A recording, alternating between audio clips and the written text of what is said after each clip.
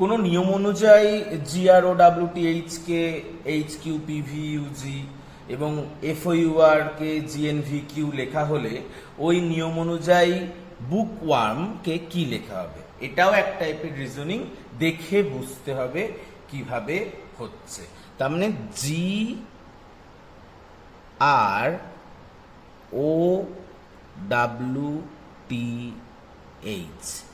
একে কি বলছে, একে কি লিখছে? একে HQPVUG, একে এটা লিখছে। তার মানে এটা কিভাবে এগাচ্ছে দেখি। +1 -1 +1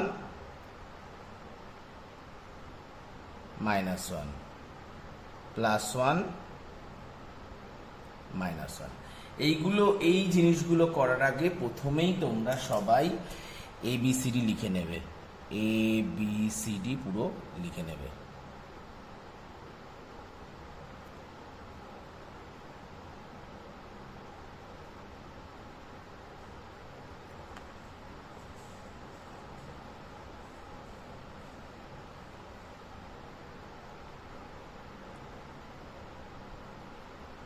তাহলে তোমাদের করতে সুবিধা হবে। তাহলে জি ছিল +1 হলো, আর ছিল -1 হলো, এরকম ভাবে হয়েছে। তারপরেরটা দেখি, তারপরটা কি বলছে? 4 FOUR, সেটা কি হয়েছে? GNVQ। এটা কিভাবে এগিয়েছে?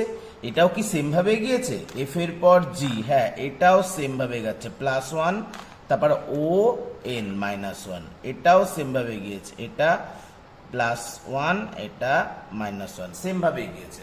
তার মানে প্রথমটা প্লাস, দ্বিতীয়টা মাইনাস, প্রথমটা প্লাস, দ্বিতীয়টা, তাহলে বুকওয়ার্ম রয়েছে।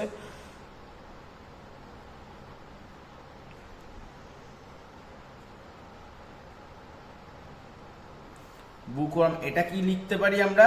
প্রথমটা প্লাস, তাহলে প্রথমটা প্লাস হচ্ছে প্রথমটা প্লাস মানে বি এর পর সি, তারপরটা মাইনাস, ওর পর এন, তারপরটা প্লাস, ও এর পর পি, তারপরটা মাইনাস, কে এর আগে জে, তারপরেরটা plus minus plus minus plus, ডাব্লুর পর এক্স। আচ্ছা, আর করছি না তার কারণ আমি একটু অপশান দেখি।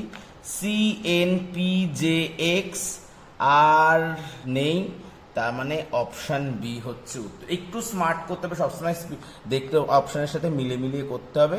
এরপরে তবুও দেখি, প্লাস এরপর প্লাস করলে কি হচ্ছে?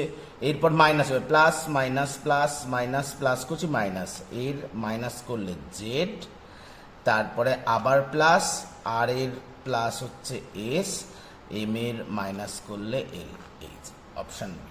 এরকম টাইপের কিন্তু আসতেই থাকে, দেখে বুঝে রিজনিং করতে হয়।